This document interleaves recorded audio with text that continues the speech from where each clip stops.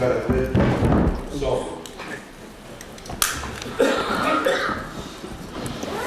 me semble que c'est pas la peine de présenter Georges Gilibert et Daniel Rosé qui étaient venus nous faire une conférence. Je voulais simplement vous dire deux choses. La première, c'est que nous comptons continuer l'an prochain ce cycle sur le sommeil et le rêve. Hein. Donc il y aura 5 conférences. Et simplement vous dire aussi une donnée technique. Vous savez que les conférences qu'on a faites sur le langage, celles sur le rêve, ont été toutes enregistrées. Alors elles ont été enregistrées sur bande magnétoscopique. On peut se les fournir auprès de la secrétaire de psychiatrie française Annie Trignac. Et à partir de la rentrée, nous faisons un saut résolument dans le moderne. Elles seront sur DVD. Donc, si vous voulez vous procurer des conférences anciennes ou actuelles, vous pouvez le faire auprès d'Annie Trignac. Je le dis parce qu'il y en a un certain nombre qui ont été tout à fait extraordinaires et auxquels certains n'ont pas assisté. Notamment, on a eu, à propos du langage, une conférence sur le langage du corps qui a été faite par des danseurs et qui était une conférence formidable. Moi, j'ai vu le film récemment. Il est remarquable, le film fait sur Jean Guizric.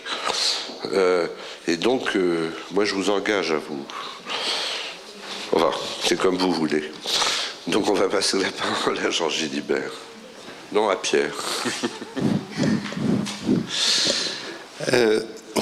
Oui, alors, comme j'en ai maintenant l'habitude, je vais un peu revenir sur les conférences que nous avons eues cette année et dire quand même quelques mots à notre conférencier, même si il n'a pas besoin d'être présenté.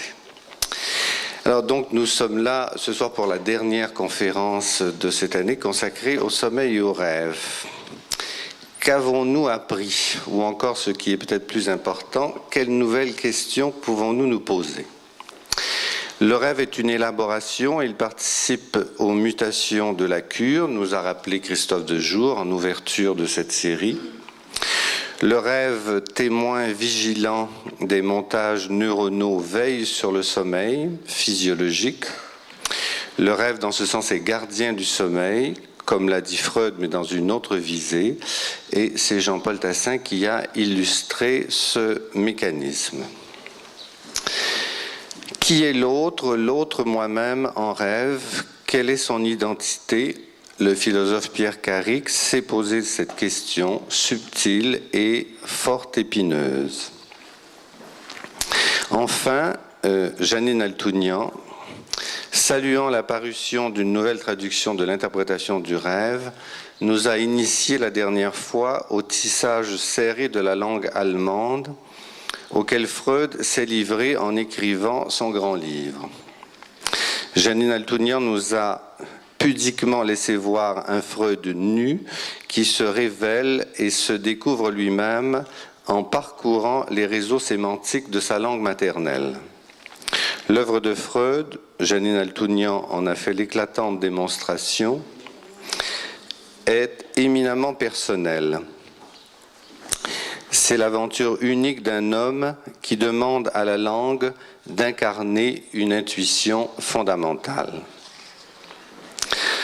Nous poursuivons ce soir avec la névrose onirique de Jean Gilibert. Sur Jean Gilibert, que dire? Psychiatre, psychanalyste, poète, peut-être poème aussi, homme de théâtre, un ami. Nous l'aimons beaucoup. Il a été pour ses conférences, et ce dès le début, une présence tutélaire. Il nous en a donné le premier titre, L'homme qui parle, et ce soir, il va, vous le verrez, parler de l'homme qui rêve et qui songe. Car c'est de l'homme et de l'humain qu'il est toujours essentiellement question dans ses écrits et ses interventions. En cherchant pour cette présentation à caractériser l'effet unique que la pensée de Jean Gilibert produit sur moi, j'ai d'abord, pour utiliser une comparaison moderne, pensé à un antivirus. Ces propos ont en effet le don de mettre en exergue les différents virus de pensée, la structure, le négatif, faites la liste vous-même, dont notre discipline porte la marque.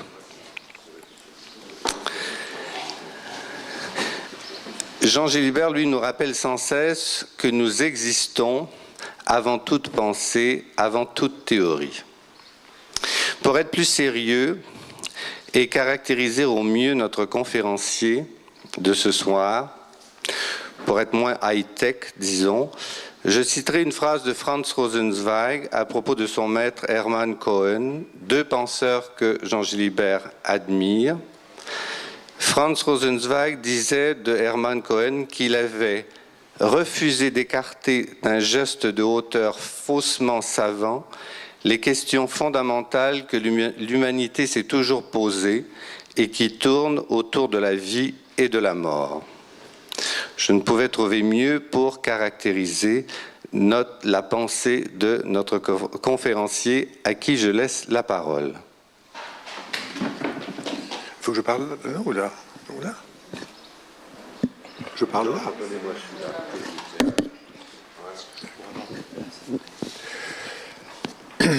La névrose onirique. Alors d'abord, je voulais remercier. Est-ce que vous m'entendez là? Je voulais remercier Psychiatrie française de son accueil. Son accueil de liberté. C'est encore un lieu où je pense que pour moi, en tout cas, où l'on peut parler librement. Je voulais remercier aussi mes discutants, Daniel Rosé et Pierre Sullivan, et pour leur pouvoir, j'espère, de discussion, de ce dont je ne doute pas. Je dirais aussi que les exemples de phrases que j'ai citées de Freud sont de la nouvelle traduction sous la direction de Jean Laplanche. Enfin, la durée de cet exposé sera d'1 heure. On m'a demandé de parler plus lentement que je ne le fais d'habitude, alors ça fera peut-être 1h10. Je placerai donc cet exposé sous 2 exergues de poètes. L'un, Rainer Maria Rilke, qui dit ceci: « Un sentiment qui en soi commence et s'achève est rêve. » L'autre, d'Edgar Allan Poe, « Ceux qui rêvent éveillés ont connaissance de 1000 choses qui échappent à ceux qui ne rêvent qu'endormis. » Avec dernier exergue dominant les précédentes de sa présence archaïque et rebelle, de Parménide, Eros, de tous les dieux, le premier songé. Sans oublier le passage par la grande pensée poétique allemande contre celle de Goethe, celle de Kleist, que je vais citer, dans la mesure où se fait plus obscure ou plus faible la réflexion consciente, plus rayonnante et triomphante s'avance la grâce. La pensée donc de cet exposé oscille entre la machinerie sexuelle et l'utopie charnelle, là où la notion de principe, plaisir, réalité perd tout sens législatif ou exécutif et perd ainsi la notion même de principe. Le conflit se situe alors entre le rêve nocturne freudien et l'onirisme, le songe, qui cherche l'au-delà de ce que le rêve consomme et consume. Car le souhait du rêve, une fois achevé, ça, das Es, ça n'existe plus. Et que le désir de songe, le désir du songe, ça, das Es, existe encore jusqu'à la mort, qui est l'achèvement par sa seule perfection, du dernier moment de l'onirisme, l'agonie. Névrose donc, et pas seulement onirisme, qui se situe entre la psychose du rêve, prototype du délire, et le nœud indéfaisable de la vie, qui devient alors inimitable. Conflit entre 2 syntaxes de vie et de mort étroitement mêlées. Réflexion issue de mon expérience de thérapeute contre la technocratie laborieuse des métapsychologies, dont j'ai toujours senti avec Freud que le recours à la sorcière métapsychologique ne relevait que d'une panique, c'est ce que disait Freud de ce recours pour lui-même, est mutée de plus en plus de nos jours en trouille, mais qui se veut explicative et qui n'est que justificative. Rêve et onirisme, je dirais plus facilement songe pour onirisme, semblent apparemment s'opposer, à moins qu'ils se hiérarchisent étant de la même aventure. Le rêve appartient-il à l'onirisme en général, si le songe, le rêve éveillé, n'appartiennent plus au sommeil? Est-ce seulement gradation avant la différence? Psychose pour le rêve est le prototype du délire, disait Freud, névrose pour l'onirisme éveillé. L'articulation historique alors gravite autour du mesmérisme, pour nous, enfin au plus proche, et de l'hystérie de Charcot, avec son corollaire, l'hypnose.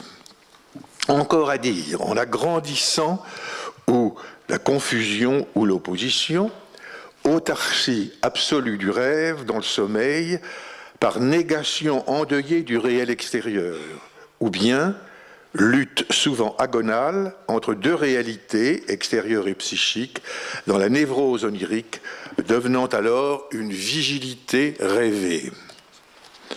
Le rêver devient une activité de travail dans le dormir. Le songer tient de préférence à une action immobile, ou plutôt une action non agissante, sur laquelle je reviendrai, un geste de la vie, la geste de la vie, où se démarquerait alors différence, voire opposition. De toute façon, la perspective de la mise en tension du passé va toujours vers le haut.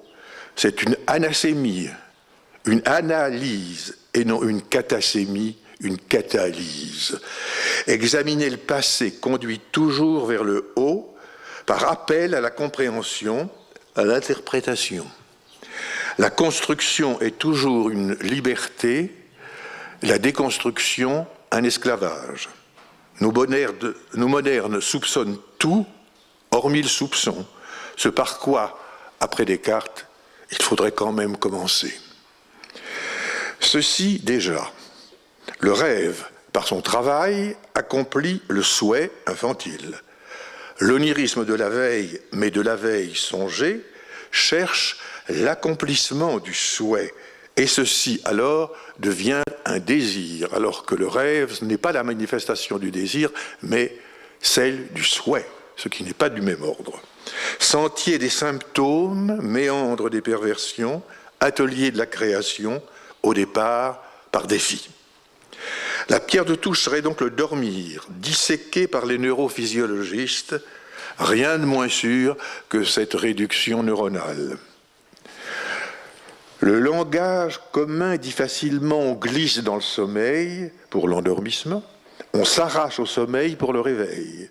Donc, dans ce deuil d'une réalité extérieure, qui cependant n'en finira pas de jouer des rôles, ce sera ou son oubli, dormir pour oublier, ou un rappel secret et étranger, comme l'exaucement d'une mort. Hypnos thanatos, disaient les Grecs. Mais l'oubli est-il le monde intérieur, le meilleur des mondes, ou est-il un monde où l'on peut vivre au mieux, comme dans les mondes des paranoïas délirantes, celle de Schreber par exemple? Freud a battu en brèche l'oniromancie, toujours trop en avance, toujours trop prophétique. Pourtant, il y a un prophétisme dans le rêve, ce que Freud a rappelé, mais uniquement d'un avenir qui n'est que l'avenir d'un passé, ce qu'a bien reconnu Freud en effet. Le récit du rêve, cet appel à l'écoute, demande d'être corroboré comme l'énigmatique prophétie d'un passé. Freud, dans la recherche d'une vérité du rêver et du dormir en même temps, agit comme un écrivain, un romancier de polar, avec le crime au bout. Dans l'interprétation du rêve, son livre, Freud est l'inquisiteur et le criminel. Il appelle lui-même la mort de son père à l'aide de l'exégèse de son livre. C'est un juge pénitent. Le récit du rêve, son adresse, son appel, tout autant que son rappel, est donc toujours le signe d'une récipiscence. contrairement à ce qu'on appelle les modernes, je ne sais pas ce que c'est, mais j'emploie le terme quand même, Freud machine là les coulisses de la grande cérémonie du sens, et non seulement les signes d'une mise en scène des images, des figures, voire des tropes.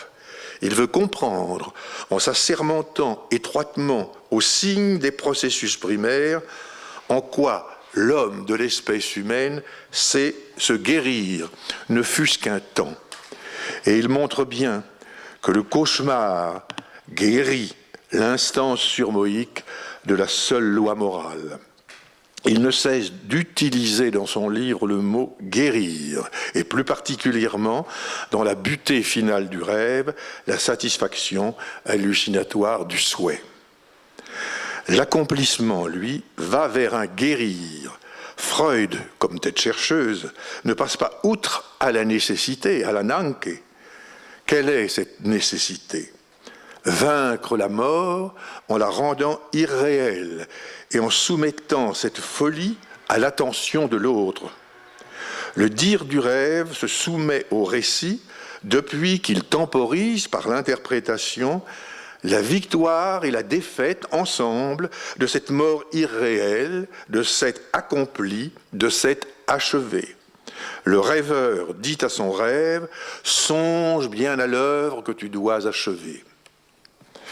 Le récit du rêve inclut un tiers qu'il avait exclu dans le travail même du rêve, c'est la technique du tiers exclu.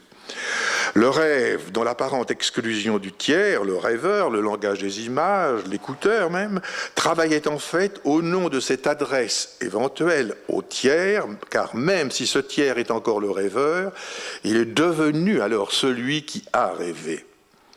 L'accomplissement du souhait devient alors un achèvement, mais aussi une ouverture, ce qui peut paraître paradoxal, comme l'est tout destin d'accompli.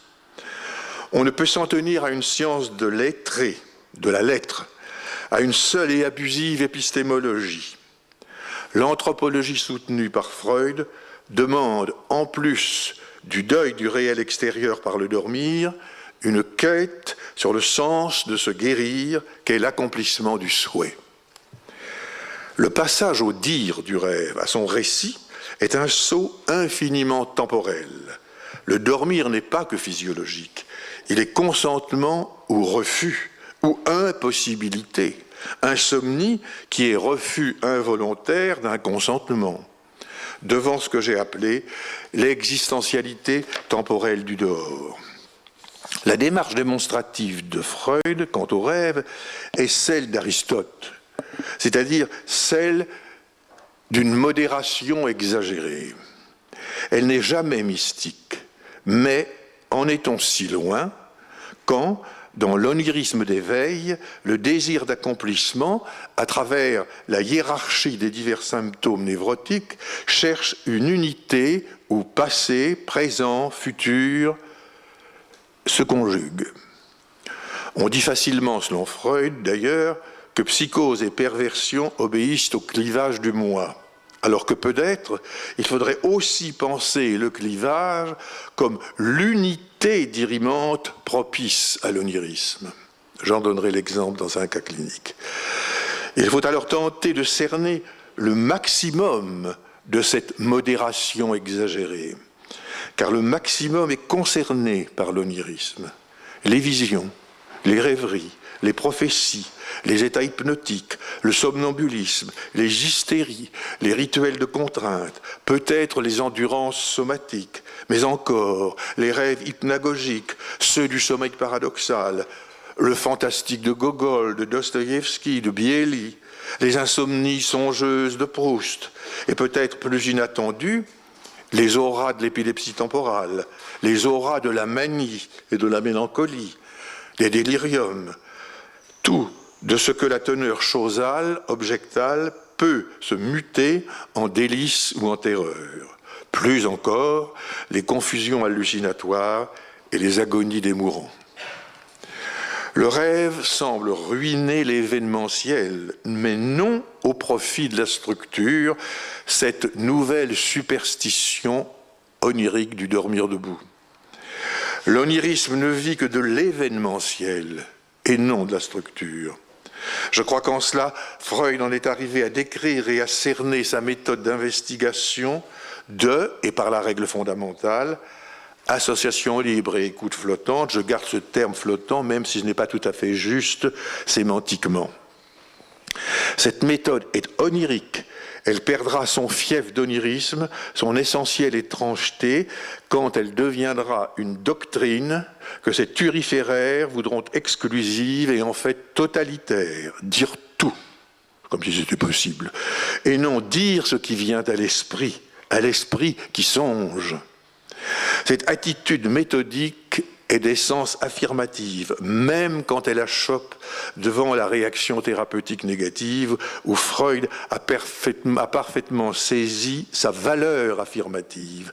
Dans la dénégation même, ce n'est pas ma mère égale c'est ma mère, par réinclusion du tiers, la négation étant exclusion de ce tiers. Faut-il rappeler au secours l'immense Beethoven qui, dans l'onirisme de sa surdité, pouvait dire que dans ses quatuors, la musique, sa musique, parle, au sens stricto sensu de parler. C'était le rêve en musique d'une surdité, un dire de rêve en termes de langage immatériel à l'oreille non sourde pour celui qui l'entendait. Ce n'était pas que musique formelle, formellement musique, mais je vous parle par ma musique, écoutez-moi. C'est sans aucun doute revenir plus prosaïquement à, pour l'analyste et l'analysé, écoutez sans crainte, je vous parle sans crainte de l'antique règle fondamentale de la psychanalyse. Et aussi ici on retrouve cette remarque de Freud quant à la dynamique sémantique du rêve, pas de conjonction de coordination, pas de ou bien, car pour l'inconscient, sous le signe duquel le rêve se dissemble et se rassemble, succession et intemporalité font bon ménage. Veut-on nous comprendre, admettre que le sémantisme d'une langue, et non le seul signe de cette langue, fait toute sa carrière linguistique sous la transcendance du lien énigmatique entre langage et pensée, lien somnambulique, lien mystérieux, disait Kant, et non seulement entre le signifiant et le signifié du signe, à moins d'être atteint de surdité psychique ou d'autosuffisance. L'existant humain est d'inféodation onirique. C'est parce qu'il est cela d'abord qu'il peut penser et vivre le sexuel et la mort.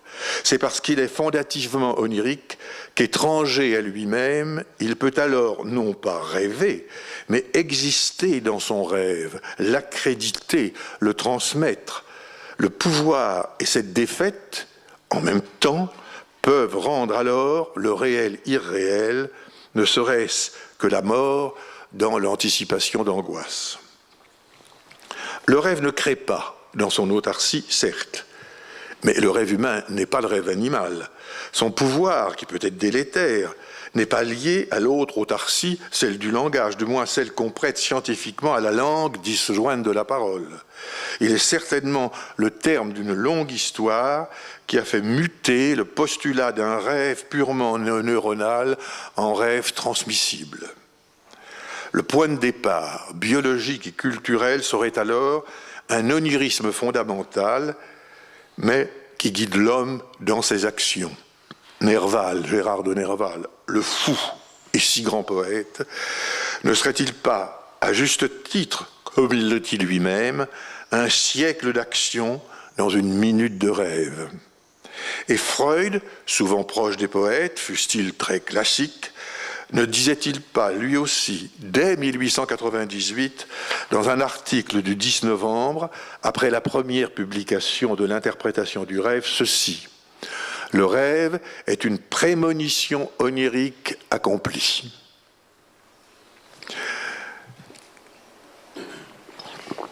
Rêve et songe se tiennent ensemble, opposés dans leur apparente finalité, se distinguent autant que sommeil et vie éveillée, mais se rassemblent en plus proche quand vie et mort se rapprochent au plus proche. Encore une fois, le rêve est le lieu et le temps où s'accomplit le souhait, c'est un vœu, Et le songe requiert non plus seulement le souhait, mais le désir de l'accomplissement, et ne vit que de ce désir. Quand le rêve doit se dire, et il se doit de se dire, il devient alors un songe onirique, ce qui ne veut pas dire qu'il n'y a pas de pensée et de langage dans le rêve, mais qu'il y a un rapport étrange entre pensée et langage, rapport énigmatique dont la finalité du guérir doit assumer dans un dire, le plus énigmatique encore, de la satisfaction hallucinatoire. Rapport d'anaphore, sans aucun doute.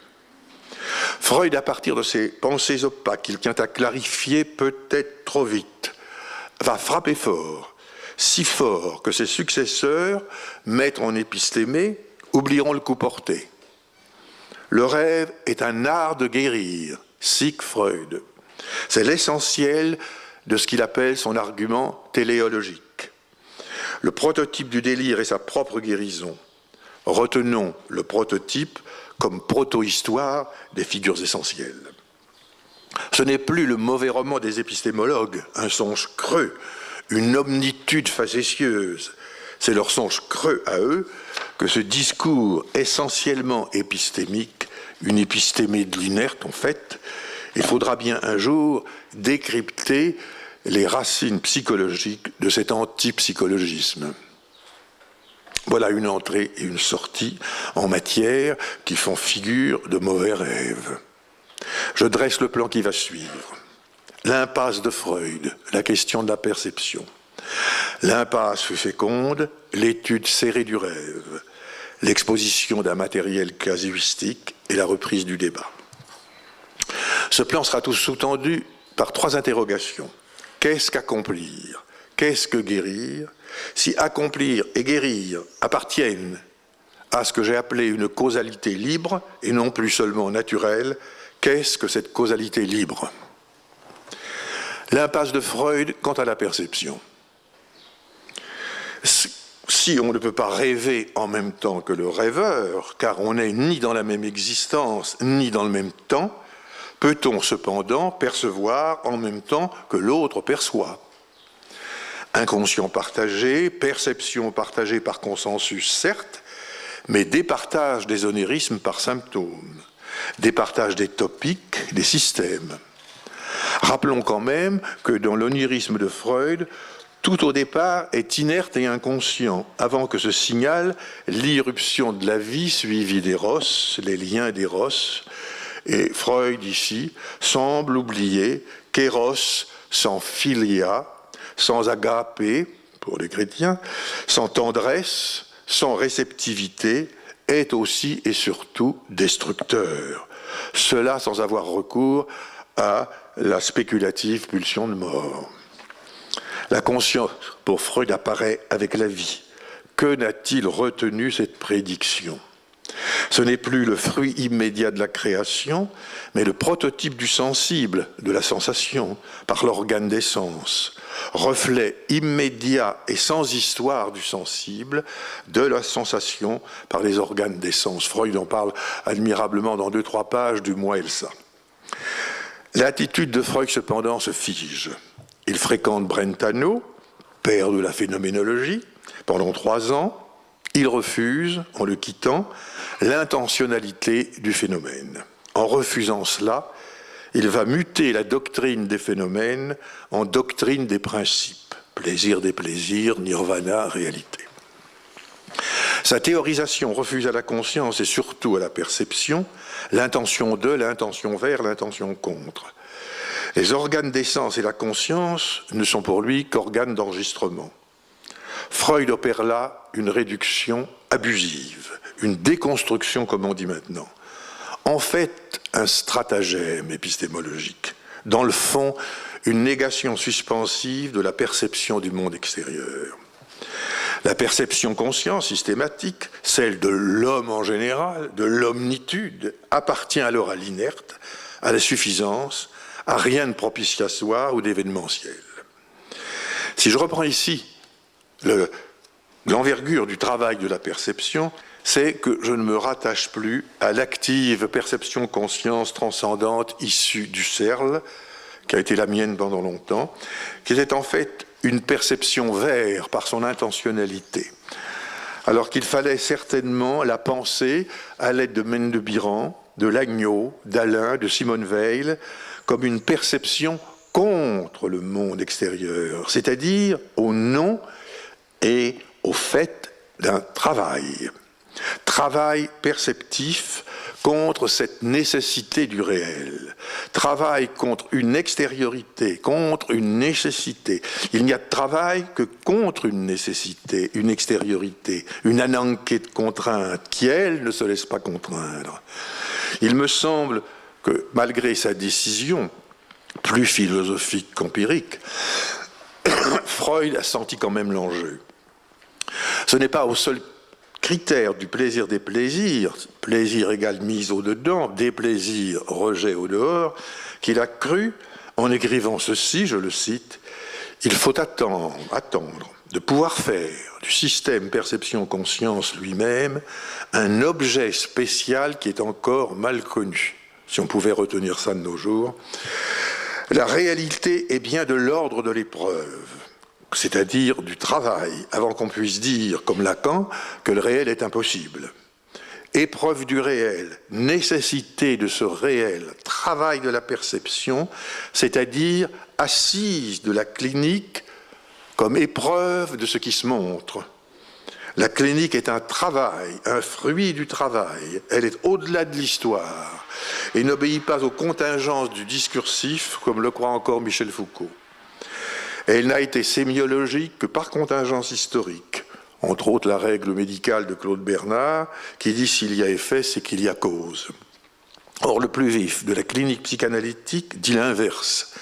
L'effet symptomatique n'est pas obligatoirement l'effet d'une cause, mais participe à sa propre cause et quelquefois semble la causer, voire l'originer.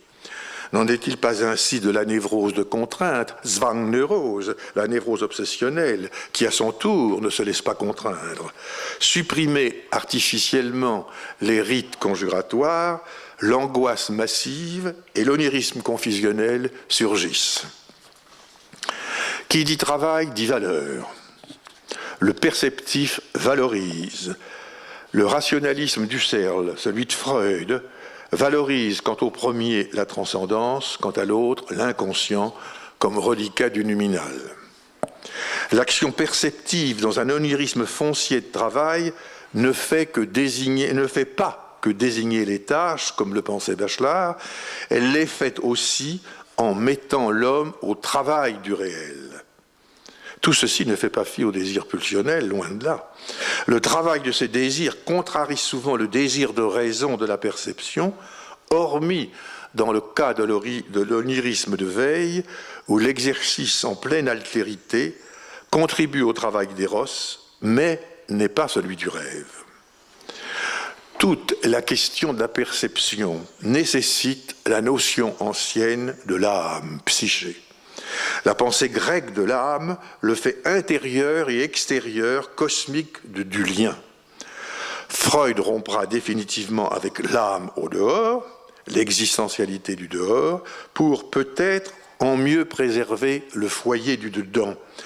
Il immunise l'âme, psyché, en l'appareillant, l'appareil psychique, l'appareil d'âme, selon la nouvelle traduction, en l'appareillant, réglant topique, dynamique et économique. L'âme, psyché, est dedans seulement, et appareillée, comme on porte des lunettes ou un sonotone, sinon on ne percevrait rien, ou pas suffisamment de ce dedans.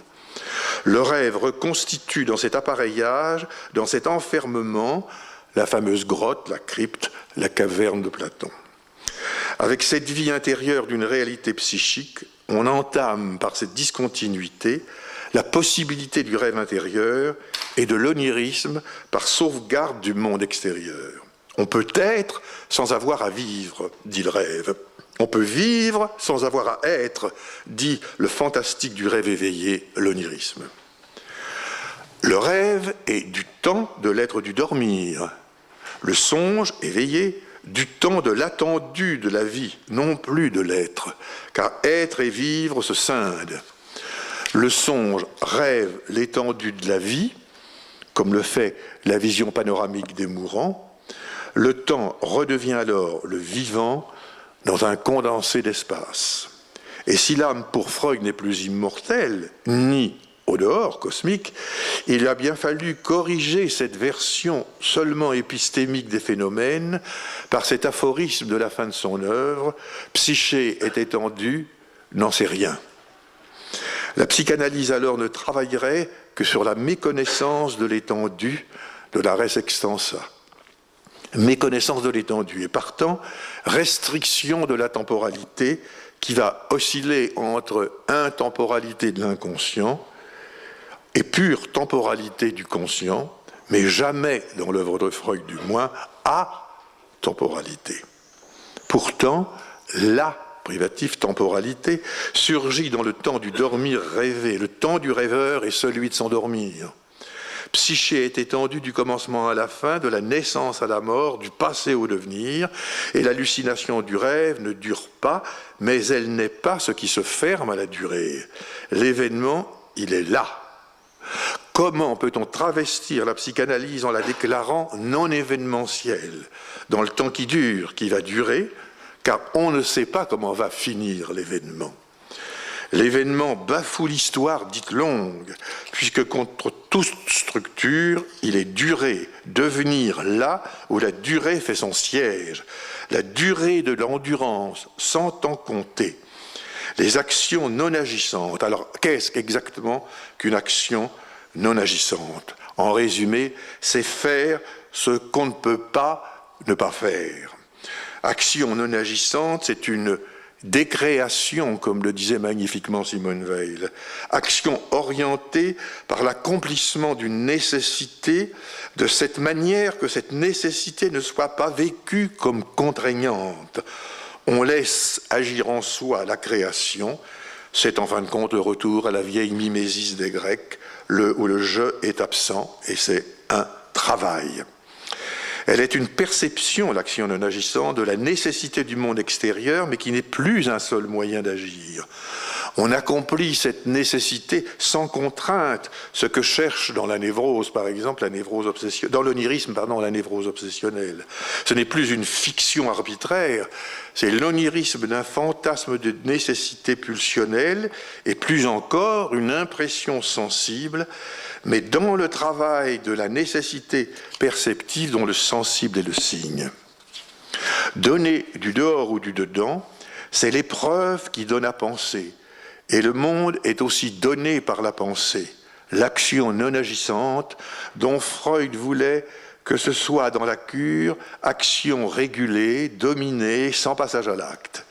C'est la valeur de l'onirisme, mais doit-on dire sublimée. On doit toujours s'étonner, en dehors des raisons physiologiques d'addiction, d'accoutumance, à ce fait thérapeutique étrange. Devant un délirium aigu d'alcoolisme chronique, la seule façon de faire cesser les hallucinations et de guérir, c'est d'abord d'injecter de l'alcool. Je me souviens, jeune interne, quand il fallait faire ça, je ne comprenais pas. Mais pourtant, c'était cela. L'onirisme de terreur cède alors ce que ne ferait pas le sevrage, au contraire. L'homme alcoolique perçoit ici des hallucinations zoopathiques comme une nécessité de la terreur. Augmenter le taux d'alcool guérit et fait cesser l'onirisme terrifiant, délétère et destructeur. Un temps, il guérit un temps, certes. Qu'est-ce qui cause, produit le monde onirique halluciné en pleine veille, sinon le rêve en plein éveil, en éveil foudroyant? La nouvelle injection d'alcool réintroduit l'action non agissante et évite le passage à l'acte meurtrier ou suicidaire. L'alcool poison conduit à la guérison de l'accompli, exacerbé d'un rêve en éveil. Le souhait du rêve est le poison, l'alcool, et il faut, c'est accompli, l'injection, pour qu'il y ait apaisement. Alors là seulement, le malade peut s'endormir et peut-être rêver du sein maternel. Dans la perception, dans l'homme percevant, y a-t-il un homme réveillé, un endormi ou un vigilant spirituel des nécessités du vivre? Le sommeil qui n'est pas percevant, comment rétablit-il l'homme cosmique, sinon par le rêve, en lui octroyant une étrange conscience du vivre et non de l'être? Rêvant je sais que je rêve, et le sachant, je sais aussi que je dors. Bah, ce n'est qu'un rêve, continuons à dormir, selon la profonde remarque de Freud. Autrement dit, c'est guérir par la temporalité, par la durée. Le sommeil est ce qu'il y a de plus impartageable, même si on dort ensemble, et le rêve tout autant. On ne peut rêver ensemble, mais on peut entraîner l'autre à participer oniriquement à son rêve de traumatisme. Andromaque de l'Andromaque de Racine dit magnifiquement cela, à sa suivante, songe, ces filles, à cette nuit cruelle, qui fut pour tout un peuple une nuit éternelle. La nuit éternelle de l'incendie de Troie, où Andromaque verra tuer Hector, son époux, n'est éternelle que parce que l'onirisme d'éternité du trauma, au-delà de la répétition, peut se partager par le songe et non par le rêve. Elle veut faire partager cette hantise d'une durée éternelle. Si elle avait simplement rêvé cette nuit du meurtre, elle aurait dit à ses filles « Écoute, ses filles », et non « Songe, ses filles ». L'éternité est alors le temps vivant. On peut réduire le rêve à l'onirisme et réciproquement. On peut réduire la perception à l'hallucination et réciproquement. C'est un débat d'épistémologues, d'esthètes, de lettrés, de savants.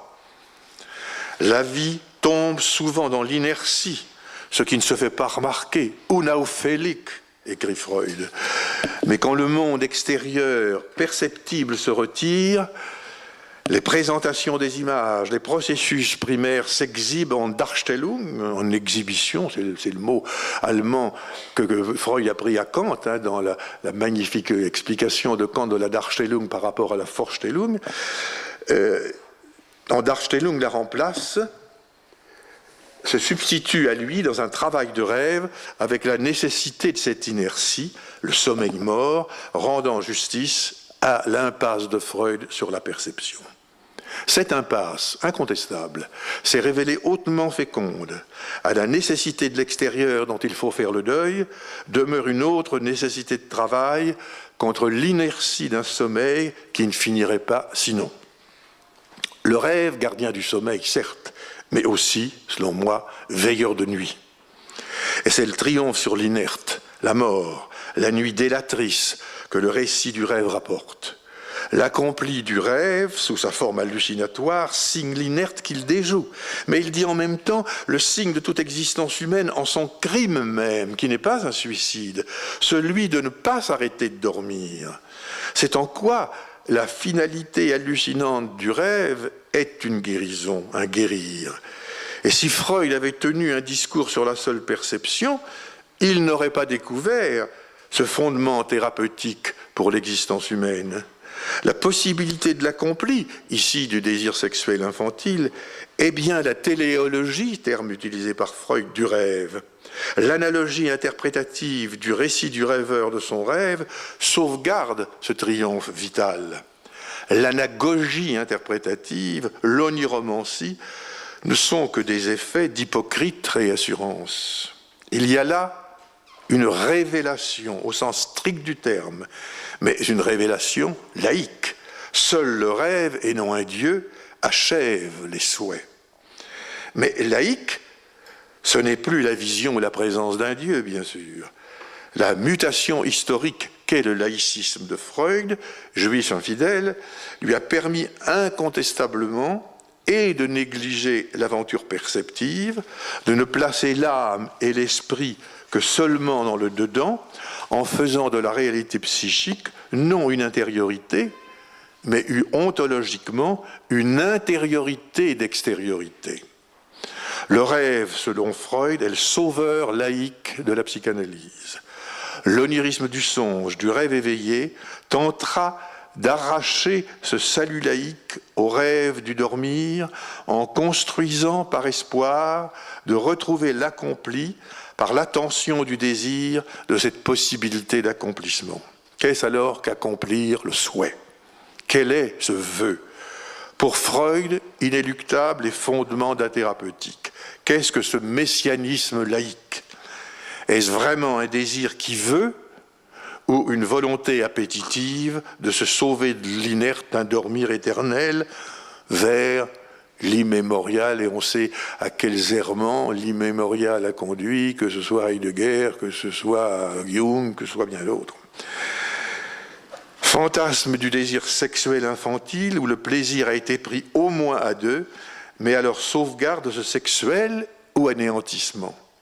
Étrange révélation qu'explicite encore une fois Freud par les circonstances techniques même de sa survenue, de son apparition. Je cite Freud, et cette citation me paraît capitale. L'appareil d'âme, l'appareil psychique, qui avec l'organe sensoriel des systèmes perception-conscience est tourné vers le monde extérieur, il est lui-même monde extérieur, c'est moi qui souligne, pour l'organe sensoriel du conscient, dont la justification téléologique réside dans ce rapport. Fin de citation.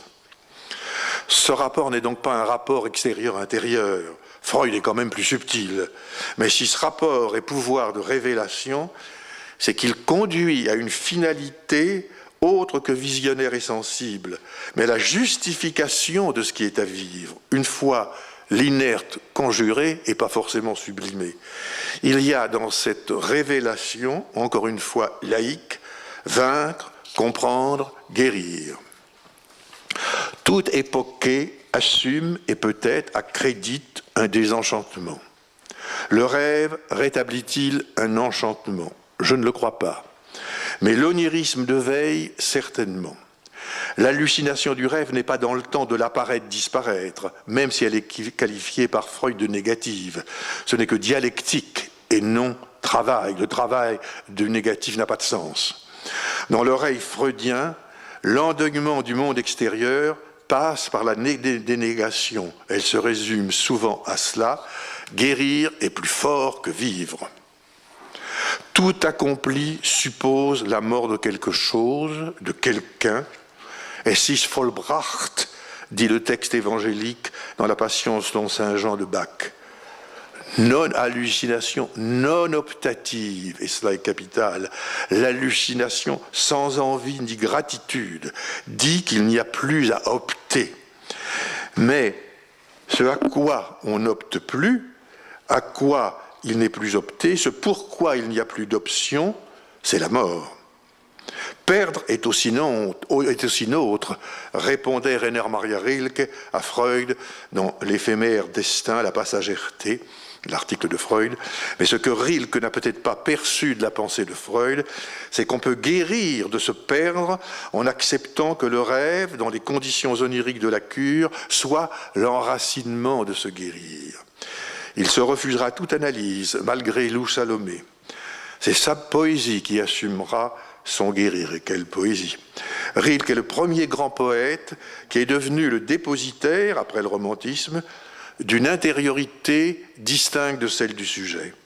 Il a privilégié la chute de la balle qu'on lance en l'air et l'a privilégié sur la lancée de cette balle.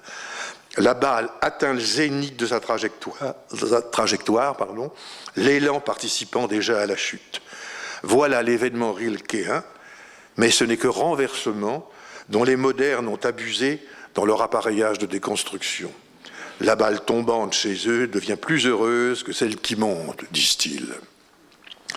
Rilke transforme poétiquement le gnomon diurne en gnomon nocturne, monter en descendre, anacémie en catachémie. Freud et la psychanalyse transforment le gnomon nocturne en révélation digne du gnomon diurne. Les pseudo-modernes n'acceptent plus ce guérir circonstancié en diurne. Ils établiront leur rhétorique perditrice de l'absence pour l'absence, du manque pour le manque, de l'épistémé pour le guérir.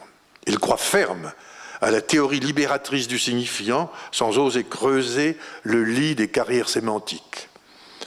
Mais j'ai moi-même trop philosophé, pourtant je tiens ferme à ce que philosopher ou psychanalyser, c'est apprendre à mourir, et non faire le mort pour ne pas mourir. Je hais, je peux dire, ceux qui prennent la pause et se croient dépositaires d'un savoir. Je refuse le sophisme qui fait commerce, le sophiste qui fait commerce de son savoir, ce que nous sommes souvent, malheureusement. Alors je me permets de passer tardivement à l'exposé casuistique d'un matériel clinique qui, je l'espère, peut éclairer. Je place donc cette exposition sous le signe d'une remarque de Freud que voici dans la traduction sous l'égide de Jean Laplanche. Les motions, je cite Freud, les motions inconscientes que le rêve révèle n'ont-elles pas la valeur de puissance réelle dans la vie d'âme ? Faut-il faire si peu de cas de souhaits réprimés que de même qu'ils créent des rêves, peuvent créer un jour tout autre chose. Fin de citation. Mon patient, que j'appellerai Armel, dont je gauchirai certaines données et dont je camouflerai certains éléments de conduite afin qu'ils n'apparaissent pas reconnaissables, n'a pas rêvé de ce dont il fut animé tragiquement. Mais il a créé un onirisme de névrose et peut-être de perversité qui aurait pu endommager sa vie. Il s'en délivrera en partie par la cure, par un guérir relatif qu'on appelle benoîtement un remaniement structural. J'ai vu arriver un jour, il y a cela plus de 20 ans, un homme de 40 ans environ, grand, assez massif, le visage fermé, un peu buté, mais dont l'expression restait grave, plus allusive que fuyante. Un maître ami me l'avait adressé, pensant préférentiellement à une cure psychodramatique. Je ne fus pas d'accord, car sur le psychodrame, pas pour le psychodrame, mais pour la cure de divan. Je fus d'accord. Voici ce que ce patient m'annonça. Magistrat dans une grande ville en province, marié avec bonheur, sikh, père de 3 enfants, 2 filles, 1 garçon, il m'avoue une conduite étrange de travestissement. Elle appartient au passé, dit-il, mais à un passé proche. Elle lui paraît révoltante, presque monstrueuse, il se travestit en femme. Au terme de quelques entretiens face à face, il semble qu'il peut me faire confiance. C'est un début d'enracinement. Compulsivement, à un rythme sans régularité, il se rend dans une garçonnière sikh, en ville, qu'il a louée, sous un autre nom, pour se travestir en femme, maquillage et perruque compris. Je me revais de mes oripeaux, sikh. Il enchaîne presque immédiatement qu'il ne se sent éprouver aucune attirance sexuelle pour les hommes et n'a connu aucune concupiscence, sikh étant enfant à leur endroit. Ainsi, déguisé, re-sikh, il se rend dans une autre ville, prétextant un voyage pour métier. Il s'expose alors le soir ou à la nuit, dans des rues passantes, certes voulant passer inaperçu, une simple passante, dit-il, mais sollicitant en son fort intérieur, non le regard des hommes, mais celui des femmes, être reconnu par des femmes comme une femme. J'ai jamais compris comment il se conduisait sa stratégie, d'autant plus, pensais-je, par devers moi, avec un tel cabaret, un tel gaillard. Ma réaction était sommaire et assez bête, c'est vrai. Je me demandais cependant si je me laisserais laisser prendre à son travestissement. Tout ceci se passe, l'habillage, dans la plus grande compulsion de contrainte, comme un rite d'obsession, avec la notation par lui explicitée d'une aura prémonitoire, confusion onirique, où, dit-il, je me dois de faire cela. Cette notation me rassura quelque peu. Dès le début de la cure de divan, il me parla de la mort de sa jeune sœur de 3 ans, sa cadette. Il ne m'en avait pas parlé durant les séances d'entretien. Il avait violemment jalousé cette sœur dans l'enfance depuis sa naissance. Cette sœur fut haïe, d'autant plus haïe qu'elle fut aimée incestueusement dans des jeux sexuels et la sœur suraimée, comme il disait, par la mère. Elle mourra à l'âge de 15 ans d'une leucémie. Les parents lui avaient caché un temps la maladie de cet enfant et même la mort. Dans le déclin d'une adolescence précoce, il se sent, au moment du coucher, de l'endormissement, pris d'angoisse vive, et dans la journée, il dit exagérer les comportements virils pour le soir, dans sa chambre, jouer à des jeux de poupées, celle de sa sœur qu'il aurait camouflée dans son armoire. Un rituel de contrainte s'installe alors, un rituel de déguisement, de travestissement. Il a réussi à sauvegarder des vêtements de sa sœur à l'insu de ses parents et s'en revêt, même ayant grandi. Il ne se regarde jamais dans la glace. Les parents, dans leur vive douleur, ne semblent pas réagir, bien qu'il semble qu'ils se soient aperçus quand même des manèges. Enfin, c'est difficile à savoir. Une profonde douleur d'adolescence s'exprime alors ainsi. Je pense tout de suite que sa sœur continue à vivre en lui et en même temps à l'extérieur de lui. Il y aura cessation, atermoiement, mais toujours l'angoisse vive demeure, apaisée seulement par le rituel de travestissement. Cet homme m'a bouleversé par le tragique de son existence. Je me suis souvenu de lui avoir demandé, avant d'entreprendre la cure de divan, « Faites-vous des rêves? Avez-vous rêvé de votre sœur Claire ?» C'est le prénom de sa sœur, vous verrez qu'il a une importance. « Jamais », fut sa réponse un peu hautaine, comme si ma question « Faites-vous des rêves ?» l'avait choqué, blessé, en tout cas heurté. Je vais rappeler d'Armel quelques instants que je crois privilégiés de séance, à mon avis propice à être exposés dans le cadre de cet exposé. J'y adjoindrai des commentaires qui m'ont semblé relier les moments implicites. Donc, sa sœur Claire, il ne l'avait pas rêvé, mais songé dans l'onirisme préparatoire du travestissement et même au-delà. Il n'avait pas rêvé de sa mort. Elle mourait sans cesse à travers l'onirisme de ses conduites. Il me rapporte ceci un jour, travesti, marchant dans la rue, tard dans la soirée, sur un mail où il y a beaucoup de promeneurs, un homme a frôlé sa main. Je remarque qu'il ne me dit pas « j'ai frôlé en marchant la main d'un homme ». Il se sent pris de terreur, peur d'être pris pour un objet sexuel sans aucun doute, mais ce n'est pas suffisant. L'homme disparaît. Je pense alors par enchantement ou par désenchantement. La disparition de l'homme le plonge dans une angoisse très vive, à peu près éteinte lorsqu'il croise, comme par manège, le regard d'une passante, d'une femme, dont il pense enfin et évalue qu'elle le prend bien pour une femme, elle, la femme. À ce moment de son association, il me dit avoir envie de se retourner vers moi, mais dit qu'il s'en garde. Il ajoute « Je ne vois pas les hommes, mais je les sens. Vous, moi, Gilibert, l'analyste, je vous sens disparaître. Vous dormez peut-être. » Puis il se calme. Je me garde d'interpréter, de lui faire part de ce que j'avais entrevu, certainement un vœu de mort transférentiel. Il associe alors sur le fait qu'après cette aventure, il rentre à son local, et encore sa garçonnière, et encore travesti, il se précipite devant une glace, se regarde et ne se voit plus. Surtout son visage. Il panique, reste figé comme un oiseau devant le serpent, sic, et après un temps de terreur, se rassénère, car son visage réapparaît, ou plutôt apparaît.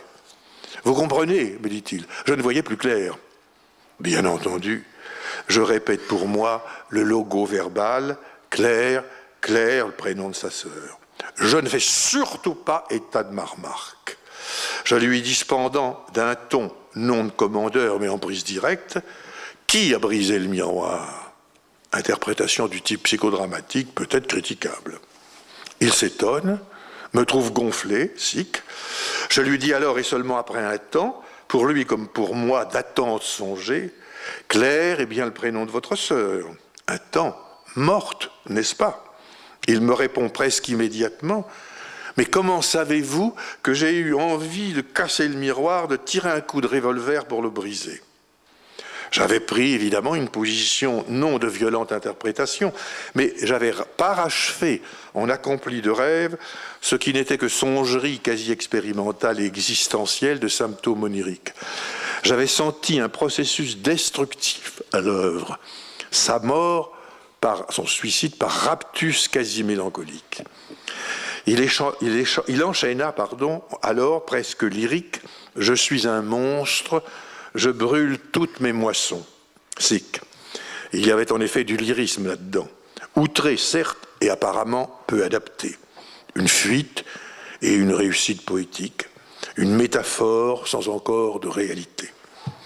C'est vrai que j'avais craint un processus mélancolique par travail inaccompli, travesti du deuil. Deuil inaccompli, obéré par un vœu criminel qui ne se guérissait que par ce moment au miroir de récipiscence onirique, appelé par Freud hallucination négative. La séance suivante, selon mes notes conservées, il la débuta ainsi. « J'ai la puissance triste de provoquer des malheurs, mon malheur. » Il enchaîna, alors presque lyrique, « Je suis un monstre, je brûle toutes mes moissons. » Sic. Il y avait en effet du lyrisme là-dedans, outré certes et apparemment peu adapté. Une fuite et une réussite poétique, une métaphore sans encore de réalité. C'est vrai que j'avais craint un processus mélancolique par travail inaccompli, travesti du deuil. Deuil inaccompli, obéré par un vœu criminel qui ne se guérissait que par ce moment au miroir de récipiscence onirique, appelé par Freud hallucination négative. La séance suivante, selon mes notes conservées, il la débuta ainsi. « J'ai la puissance triste de provoquer des malheurs, mon malheur. » C'est déjà une phrase qui consent une guérison. Le travail dit représentatif, ce travail que je trouve toujours superficiel, à fresque, se mutait en paroles responsables au-delà des voix apophoniques du rêve. Un rêve cauchemar de transfert survint après cela. Je le cite, dans le couloir d'entrée de la maison de son enfance où il se trouve avec sa mère, son père aussi, sic, j'apprends à ce moment-là, rompant le récit du rêve, que son père n'est pas le père de Claire, elle était une enfant adultérine. Reprise du rêve, sa mère tient des ciseaux. À ce moment du rêve, je suis avec difficulté son récit car il l'interrompt incessamment par des commentaires qui peut-être se veulent interprétants. Il intervient tout le temps, quitte le récit, le reprend, mais pas au moment et lieu où il l'a interrompu. Les commentaires paraissent hors de propos. C'est ici que tombent les ciseaux. Et c'est lui qui, en fait, tenait les ciseaux en coupant infiniment le récit du rêve. Il est vrai que je m'impatiente un peu. Il le sent et ajoute, comme s'il voulait qu'un hasard se mute en nécessité, « Vous apparaissez alors, vous ressemblez au père de Claire. » Je me pose la question de savoir comment il connaissait l'amant de sa mère. Était-ce bien vrai que cet enfant fût adultérine? Je me perds. Est-ce qu'il veut, et tout à trac, il dit, « Cela veut dire, sic, que ma mère n'a pas besoin d'un homme entier. » Rosic. Le père, en suspens, apparaît sortir de mes traits, comme au cinéma, quand quelqu'un se regarde au miroir, le metteur en scène fait apparaître des surimpressions. Reprise du récit, mon visage lui sourit, c'est bien vous, monsieur Gélibert. J'associe alors à cette puérilité du dit stade du miroir, me souvenant que jeune interne à la Fondation Vallée, les enfants très atteintes, quand on leur présentait un tableau ou une toile ou un miroir, elles ne le regardaient pas, mais elles ne se regardaient pas, mais se plaçaient derrière le tableau ou le miroir pour voir ce qu'il y avait derrière. Ainsi font les chimpanzés, ainsi faisait mon patient, par tentation, pourtant lui, ni idiot ni chimpanzé. Reprise du récit, c'est une toile peinte. Maintenant, tous les personnages dans le couloir de la maison s'effacent, s'embrument, s'embuent, se troublent, jusqu'à leur négatif, comme on dit le négatif d'une radiographie du corps. Et comme soulagé, il me lance, et pourtant je ne me suis pas manifesté. « Ah, vous êtes là !» J'avais envie de lui dire, mais je n'aime pas ces interprétations extemporanées. « Ah, votre mère a laissé tomber les ciseaux. » Je n'ai rien dit. Alors, au moment d'inversion, pourrait-on dire, au moment où de fille il redevient garçon, il n'est pas celui qui est regardé, mais celui qui regarde. Comme l'idole, voire l'icône, semble regarder, sans regarder, celui qui contemple et non plus regarde.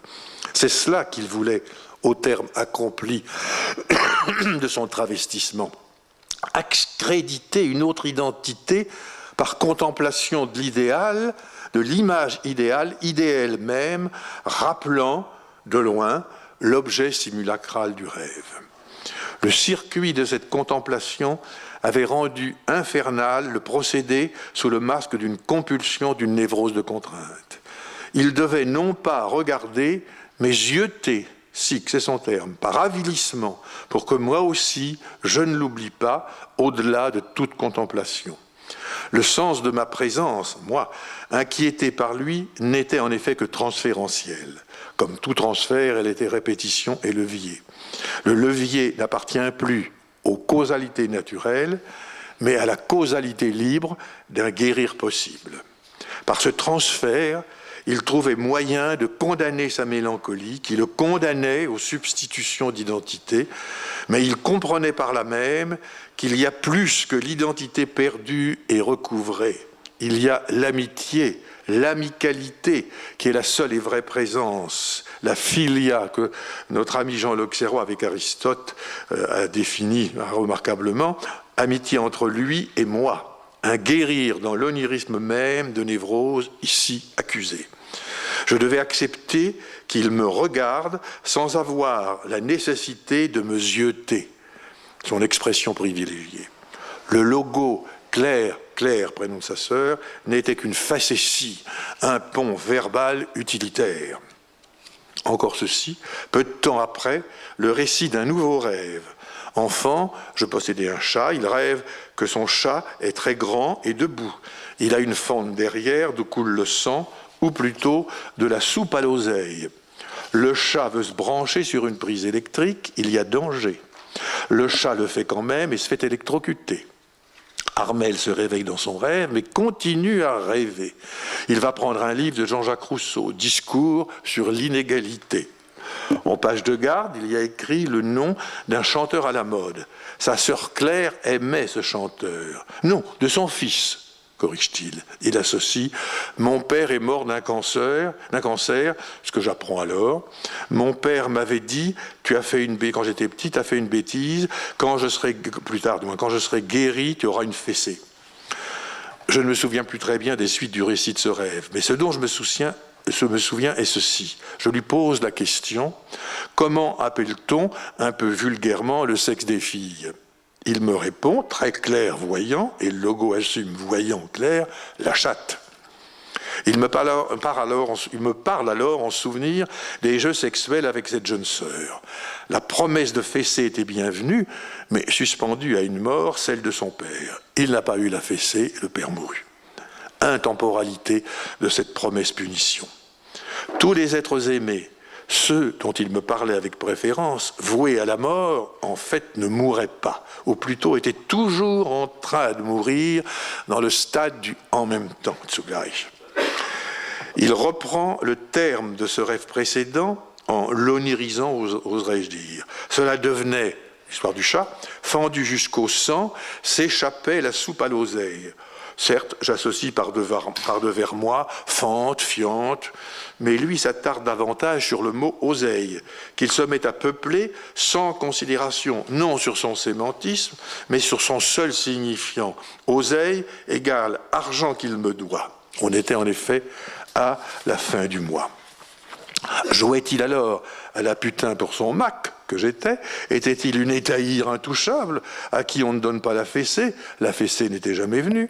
Les deux, par suspension de tout vœu de mort, qui ne pourra jamais être accompli dans le rêve, mais répertorié sans cesse dans un onirisme, on peut dire rêvé. Le songe en action non agissante. J'avais écrit un court chapitre sur les aventures différenciantes entre les images des objets fantasmés autres pour la perception du monde extérieur et celle des régressions formelles jusqu'à l'hallucination dite non optative et négative décrite par Freud dans le rêve. Je l'ai supprimé pour ne pas allonger le temps du débat. Cependant, je fais remarquer ici que pour l'hallucination du rêve, on ne peut pas parler de travail de la perception, mais du travail du rêve uniquement. L'hallucination n'est pas une perception, elle n'est que ce qu'elle est, non optative et négative selon Freud, que parce qu'elle négative le monde extérieur. Je cite Madame Frontisy dans un article dans l'image et la voix, enfin je la cite pas, je prends des choses d'elle. Le guerrier grec qui va mourir perd sa capacité de vision, mais en même temps, il est livré à la vision panoramique des mourants. Il y a là un dédoublement entre l'objet d'origine et le reflet que Freud appellera l'objet en simulacre du rêve. Il y a là l'intermédiaire d'une mimésis entre extérieur et intérieur, ce que Freud n'a pas prospecté, ni ses successeurs, voir en cela l'abandon et même la destruction de son article, celui de Freud, sur la projection, où ne suffit plus, aboli du dedans, semble revenir du dehors. Il n'y a pas de différence formelle entre hallucination et perception, entre sujet et objet, là où existe le neutre dans la langue, les langues indo-européennes bien sûr. L'objet à voir est aussi sujet du voir, réversible du visible, invisible, qui s'égale formellement, mais seulement formellement. Ce qui est révélateur et curateur dans l'hallucination du rêve, c'est que la mort invisible semble devenir visible. Les images du monde extérieur sont données à voir, mais il faut les conquérir par le travail perceptif. Les espaces intérieurs et extérieurs ne sont pas les mêmes. L'hallucination se donne à voir sans travail perceptif, mais non sans travail onirique, car elle dit la mort, l'invisible devenant visible. C'est un révélateur, d'où l'aspect curatif du rêve, à condition d'entendre que, voyant ce qui n'est pas visible, on s'exerce à mourir. C'est toute la notion d'espace ici, de la res extensa, pour parler comme Descartes, qui est en jeu, et toute la séparation des espaces intérieurs et extérieurs. Contre et avec Descartes, Freud répondra par cet célèbre aphorisme que j'ai déjà cité, « Psyché est étendue, n'en sait rien ». Ici, dans le cas cité, Armel ne peut rêver de sa sœur dans le vœu de mort qu'il a eu à son égard, à son endroit, mais il masque et démasque cette mort par le rituel du travestissement. Il offre cette image de dédoublement pour que les autres, les femmes, sa mère bien sûr, non pas le perçoivent, mais le rêvent. Ce qui ne peut se voir, la mort. Cet anti-objet qu'est l'hallucination que Freud a rattaché un peu vite, à mon avis, par stoïcisme, à une satisfaction, voyait-il là la cure du rêve par le rêve comme un triomphe sur la mort? Question. J'ai presque fini. Nous avons gravité longtemps autour des vœux de mort où pendant longtemps la mère semblait exclue. Armel, je parle d'Armel encore. Il me rappelle alors un événement d'une intervention chirurgicale pour une péritonite. On lui pose un drain. Il n'y a qu'aux femmes qu'on fait cela, dit-il en plaisantant. Une fois le drain ôté, une fois guéri, il se met à imaginer que c'est plus difficile de changer de sexe en pensée qu'en vrai. Et avec humour, il me lance, une psychanalyse coûte plus cher qu'une intervention chirurgicale. Je pense par devers moi qu'il est plus difficile, en effet, de renoncer au sexe qu'on n'a pas qu'au sexe dont on dépend. Juste avant les vacances d'été, il fait un lapsus. Alors, à la rentrée, on garde les mêmes horreurs. Je conclus qu'il passera certainement de bonnes vacances et qu'il va mieux, horreur pour horaire, bien sûr. Au retour, la guérison prend quand même un petit masque maniaque, un minima. Il me rappelle qu'un jour, une fille lui a dit d'un ton provoquant, alors qu'il portait un jean très serré, il était adolescent, « Alors, tu portes à gauche ?» Il semble répondre à cette saillie de la fille par une phrase qu'il énonce comme une comptine, « Mon bibalo dans mon culot ». Je n'ai pas compris tout de suite le sens de cette phrase comptine. Alors, très provoque, il me dit, « Mettez-la au féminin ». Ce que je fais quand même, et je comprends quand même, ayant été collégien, ma bite ballotte dans ma culotte. Je ne dis pas la phrase à haute voix, mais lui l'a dit. Je dois comprendre enfin qu'il lui a fallu un temps onirique et dangereux, au-delà de la seule respectabilité de féminisation, pour apaiser et guérir partiellement le vœu meurtrier sur la personne de sa sœur, vœu qui n'a jamais trouvé place en rêve, mais dont le pouvoir onirique l'avait presque totalement envahi. Il n'avait pas pu rêver le vœu de meurtre de sa sœur devenu d'autant plus cher par la concupiscence des jeux sexuels de l'enfance. Le sort, la nanké, la nécessité l'avaient fait pour lui, avant lui, elle était morte sans lui. Le rêve ne pouvait plus le faire factuellement. La nécessité l'avait fait pour lui. Restait la solution de l'onirisme, somnambulisme, rituel de contrainte, travestissement pour guérir la douleur, la terreur, l'impuissance coupable. On ne pouvait pas aller plus loin que la mort factuelle. Terreur de la puissance onirique d'évocation, déplacée du vœu meurtrier. Dans son polar, le livre L'interprétation du rêve, à Vienne, la remarque de Sigmund Freud, le juge pénitent, dit ceci sur les rêves des personnes chères. Si on rêve de la mort de la personne chère avec un affect douloureux, c'est qu'il y a souhait que meure cette personne chère. Ici, l'effet douleur n'était pas dans les rêves, mais sous forme d'angoisse et de mélancolie dans les symptômes oniriques. Ce patient m'a quitté simplement. Il a compris l'impact du crime jusqu'où il s'étend, lui, le juge pénitent. Je reçus de lui, quelques années plus tard, une liasse de poèmes, émouvants, certes, mais de faible facture. Il y avait adjoint un poème de Trakl, poète dont il avait su que je l'aimais beaucoup, poète qui a célébré douloureusement l'inceste frère-sœur dans la mort, blesse, ronce noire. Enfin, reprise du débat entamé sur l'accompli et le guérir. Ne peut pas vouloir voir que l'enjeu de la psychanalyse appartient aux enjeux historiques de la psychiatrie et de la médecine est aberrant, et dangereux, et mortifère. Si on ne veut pas qu'elle soit une psychologie, c'est qu'il faut aussi examiner les ressorts psychologiques de cette non-psychologie, ce que Freud n'a cessé de faire. Parler de causalité libre à côté des causalités naturelles, sinon nous devenons des curés laïcs, des sophistes qui font commerce de leur savoir, des médecins de Molière qui concluent toujours d'après Aristote « Voilà pourquoi votre fille est muette » ou peut-être de tristes célibataires. C'est cette causalité libre et causale, la cause cherchant la liberté par l'accompli, qui régit les recherches de Freud, même si on trouve que ses choix personnels, quand il l'emporte loin d'une connaissance libérée, ne l'entraînent que vers un stoïcisme devant la nécessité. Freud a toujours caché, c'est toujours caché que l'intuition, de toute façon, précédait la raison et prévalait sur elle, quelquefois contre elle. C'est aussi parce que cette causalité libre est une valeur qui commence toute investigation et qui demeure la clé de voûte de tout l'édifice. Le guérir par l'accomplir est une valeur hors temps. Il est soutenu par la clinique comme épreuve de ce qui se montre et non par la seule épistémologie qui parcourt les discours, mais les discours seulement, de l'épistémologie contemporaine. Le rêve freudien mène à un achèvement, celui de ce qui est à accomplir, du souhait d'une sexualité infantile, territoire toujours en travail. Cette guérison est ponctuelle, fugace, très localisée, mais elle est un chemin de compréhension pour le reste. S'agit-il alors de savoir ce qui est princeps originaire, l'action, disait Freud, Goethe. La pensée qui n'agit pas devient alors une suppression de l'action. Il faudrait dire de l'acte, Tat en allemand, non pas l'action, mais le fait d'action. Entre action et pensée se tient l'action non agissante de l'onirisme propice à l'art, certainement plus loin que la sublimation.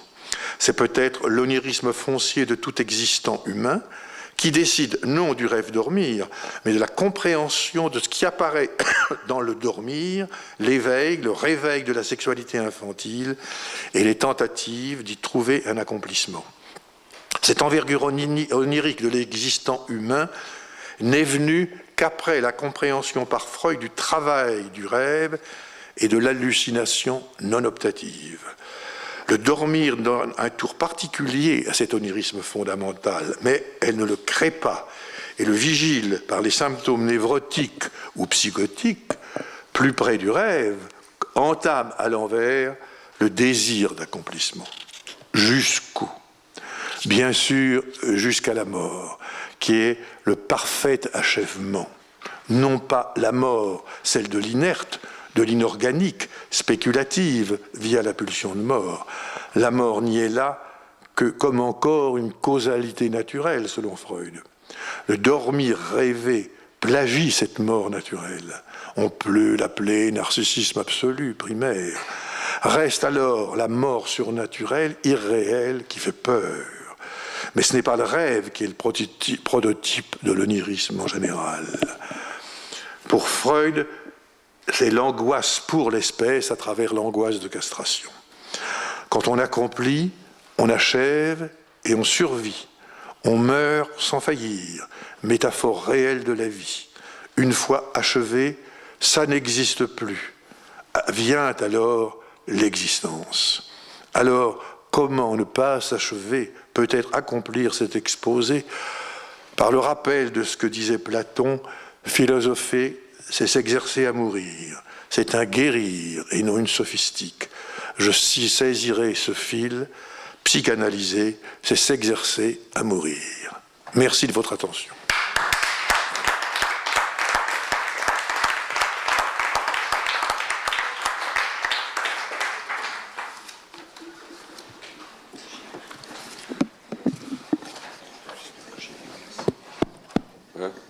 Merci. Ah.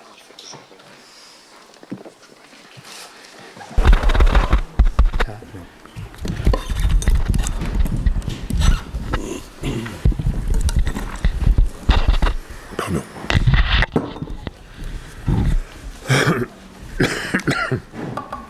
Merci infiniment, très cher Jean Gilbert, pour cette conférence centrée sur le guérir, votre leitmotiv ce soir. Vous m'entendez?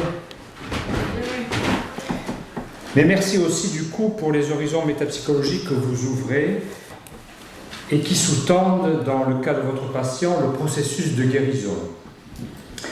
Certes, vous n'êtes pas toujours facile à suivre, mais vous donnez toujours à penser parce que vous poussez l'auditeur à travailler comme, dites-vous, l'épreuve du réel nous y pousse.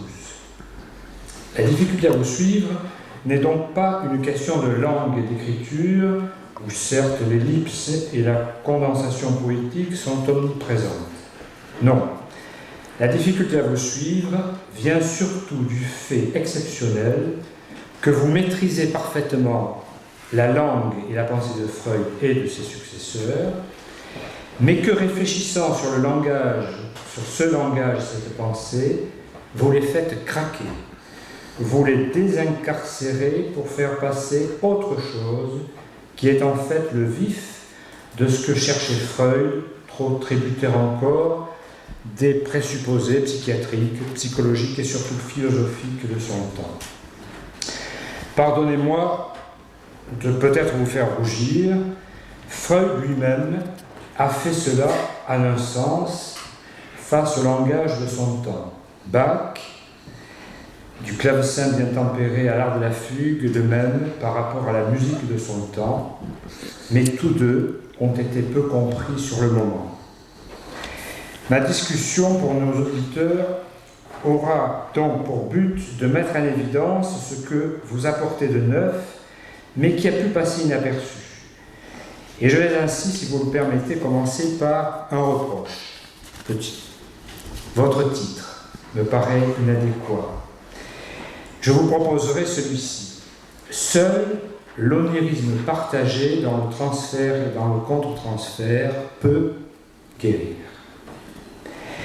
Votre patient Armel présente bien une névrose onirique, c'est-à-dire quelqu'un qui, ne guérissant pas par le rêve impossible pour lui de la mort de sa sœur Claire, développe à la place un onirisme comportemental ritualisé auquel il est contraint, mais sans savoir justement que son symptôme comportemental est sous-tendu par de l'onirisme, le nocturne dans le diurne, qui constitue le lieu possible du désir d'accomplissement essentiellement ouvert et non fermé, comme l'accomplissement du désir dans le rêve. Et c'est cela, le désir d'accomplissement, que vous appelez désir de guérir. Et j'ajouterai, je préciserai, désir libérant, libéré, libéré, libérant, guérir. Guérir n'est donc pas mécanique, obligé. C'est une possibilité qui peut être refusée et qui est toujours partielle, relative. Guérir est partiel. Seule la mort, vous le disiez à la fin, parce qu'elle est accomplissement, achèvement, guérit totalement. Mais cela dépend aussi du comment on meurt. Et je rapporterai cette citation de la fin, magnifique, qui rassemble tout. Quand on accomplit, on achève et on survit. On meurt sans faillir, métaphore réelle de la vie, dites-vous. Philosopher, psychanalyser et donc bien apprendre, s'exercer. Voilà le comment. s'exercer à mourir, guérir. C'est le deuil dans le cœur même de la vie, par rapport à l'épreuve du réel. Non le faux deuil du rêve tournant le dos au réel. Et c'est donc en ce sens, comme vous le dites si bien, que la mort, à un sens, n'est jamais naturelle, simplement naturelle.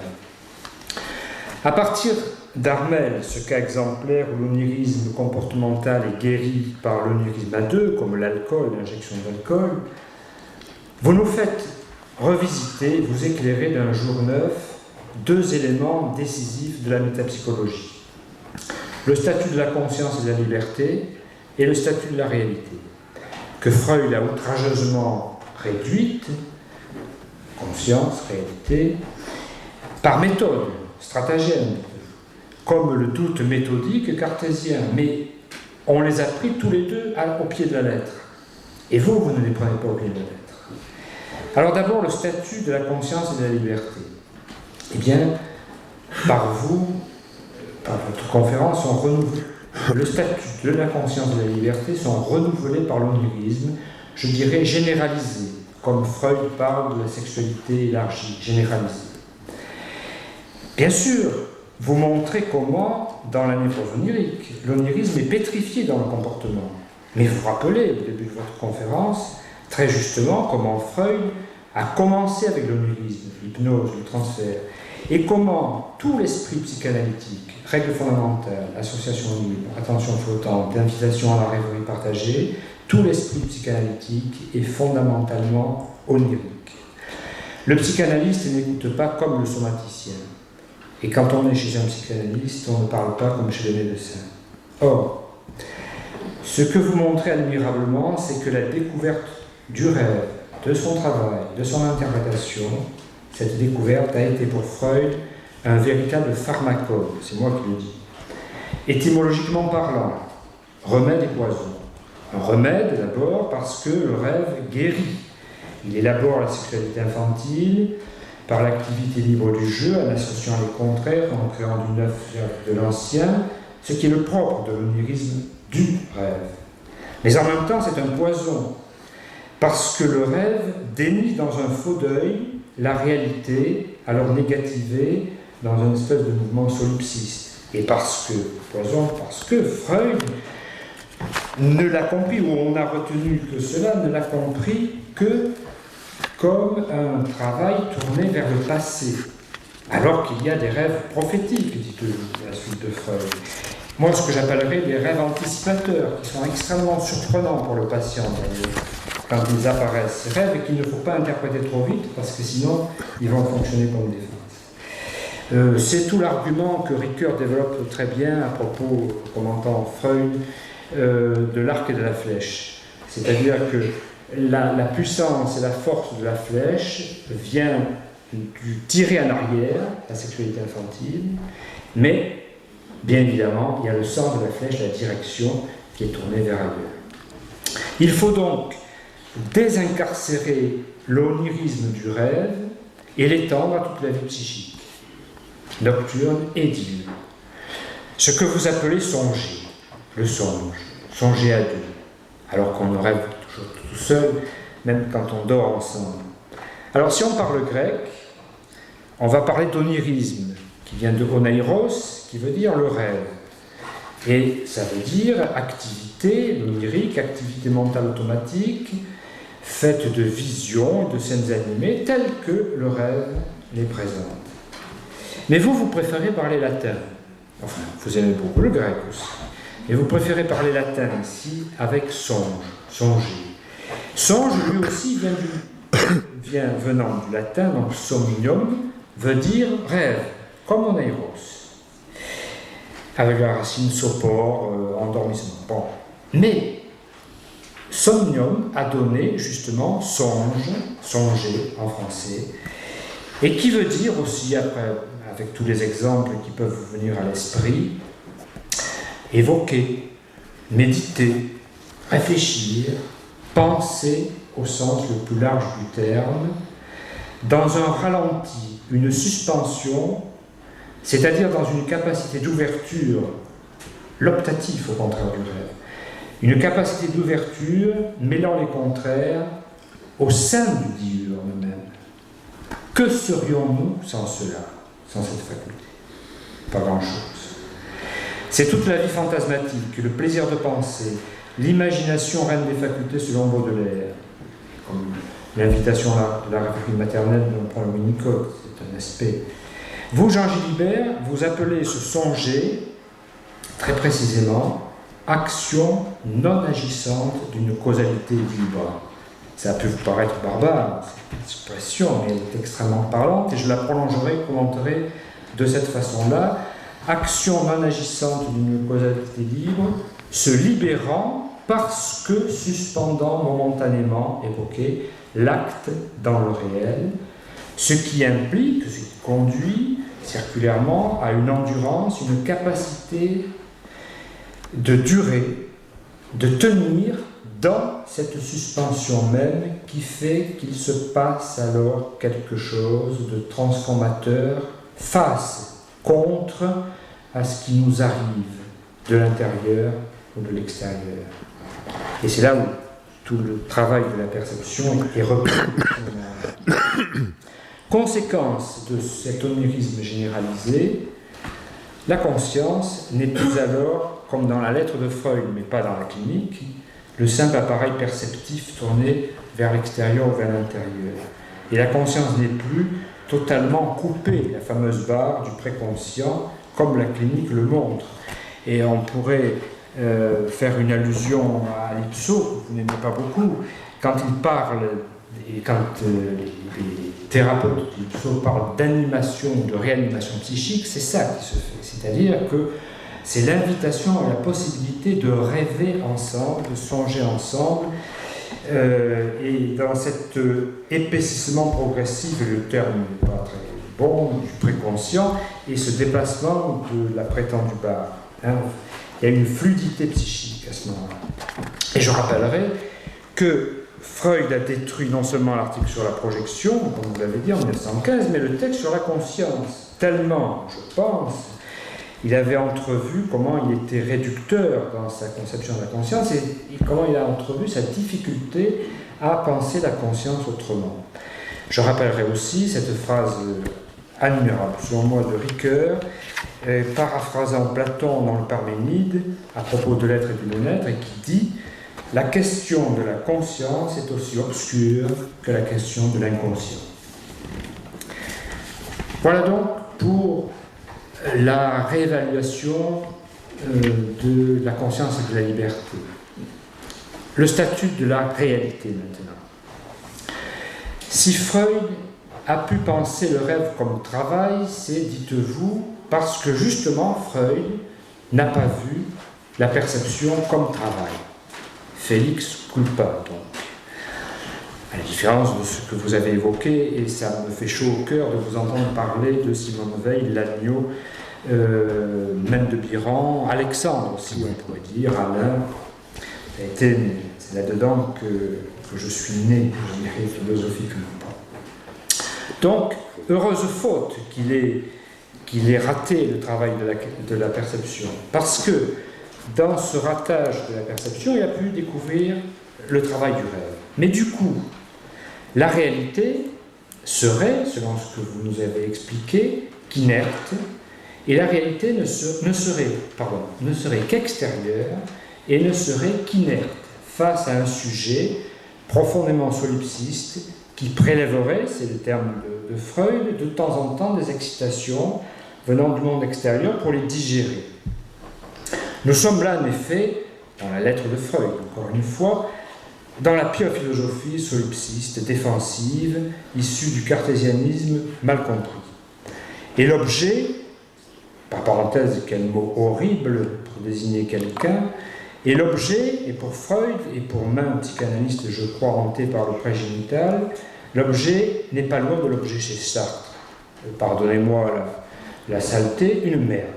C'est-à-dire un objet, ce qui est jeté devant par la défécation, un objet fécalisable à merci, et un objet, oui, j'ai fini, 5 minutes, ça va, un objet qui virtuellement peut me fécaliser sans arrêt.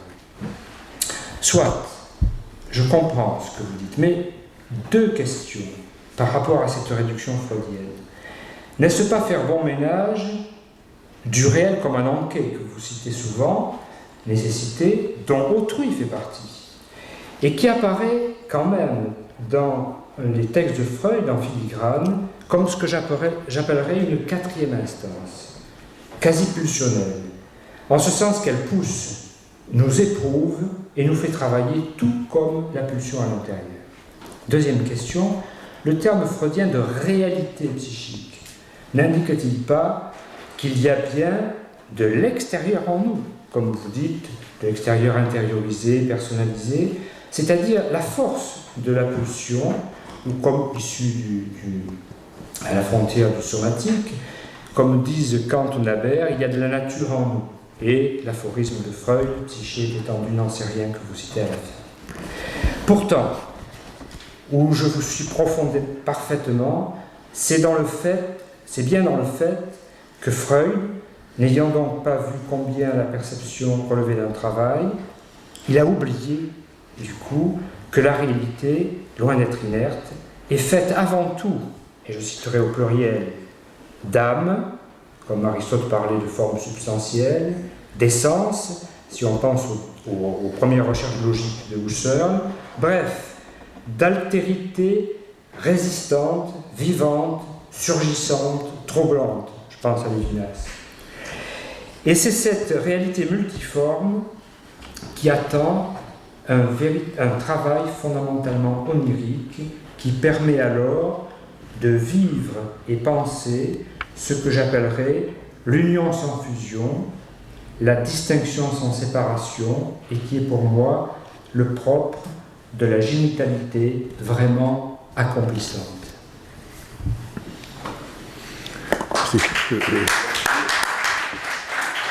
Je répondrai, bien sûr, en tout cas par écrit s'il y a lieu, mais je crois qu'il faut laisser la parole à d'autres intervenants. Non, vous pouvez répondre. Non, je répondrai après.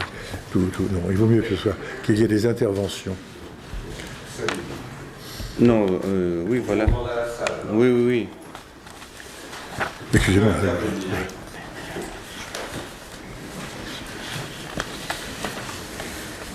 Oui, Jean-Louis.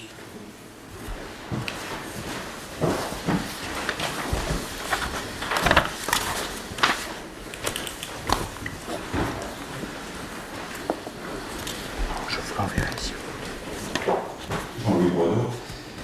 À un moment donné, vous avez parlé du clivage, et une forme qui me semble féconde. Vous avez parlé d'une nécessité pour l'onirisme d'une unité dirimante. Et je crois qu'il y a quelque chose de tout à fait important de situer peut-être la dynamique du clivage dans le rêve ou dans l'onirisme.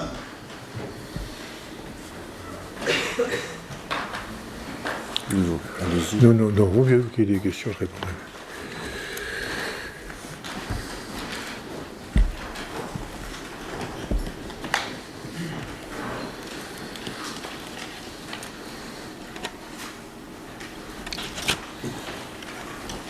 Puisque personne ne parle, Georges, je propose juste une remarque qui... Il y a quelqu'un qui parle.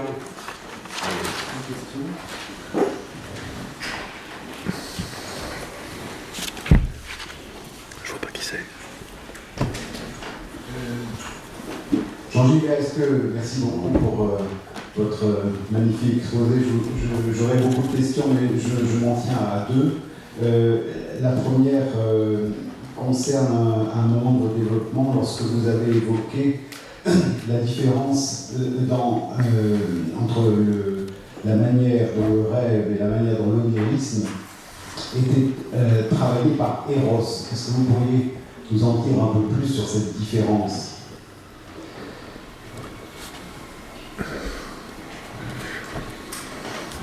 Je me souviens de cette phrase où l'exercice contribue au travail d'Eros, mais qui n'est pas celui du rêve.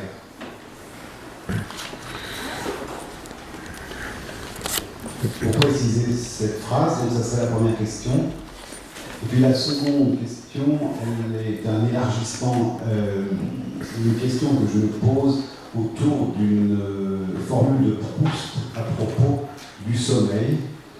et où il évoque, c'est dans La prisonnière, en relation avec Françoise, il évoque la piété du sommeil. Et cette formule, est-ce que vous pourriez, en relation avec ce que vous venez de nous expliquer, la commenter peut-être dans cette distinction du rêve et de l'onirique? Est-ce qu'il y a une piété de l'onirique?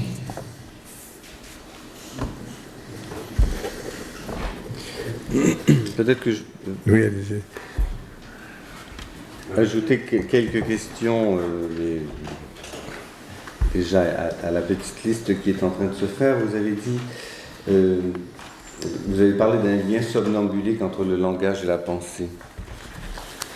Bon, je pense que tout le monde serait intéressé d'entendre un peu plus là-dessus. Et puis aussi, il y a un moment dans votre texte, je ne sais pas si tout le monde y a été sensible, où vous avancez une hypothèse comme ça considérable, où vous parlez d'une mutation qui a fait que le rêve animal, ou le rêve neuronal, est devenu rêve transmissible. Vous parlez de cette mutation, ce qui est sans doute un événement colossal. Et puis une chose aussi qui est une coïncidence, vous avez dit au début de votre exposé, vous avez parlé de l'hypnose. Et c'est vrai que l'hypnose, en montrant d'ailleurs à propos de Charcot, que l'hypnose est mal nommée vraisemblablement, que l'hypnose a peut-être peu de choses à voir avec le sommeil. Je dis que c'est une coïncidence parce que j'ai lu récemment un livre du philosophe Jean-François Billetter sur un philosophe chinois du IVe siècle avant Jésus-Christ qui parle de cela, de l'hypnose, qui a trouvé dans ces textes-là une pensée dans cette civilisation de l'hypnose, enfin, qu'il n'appelle pas l'hypnose justement, et qui est un moment qui ressemble beaucoup à ce que vous décrivez comme onirisme.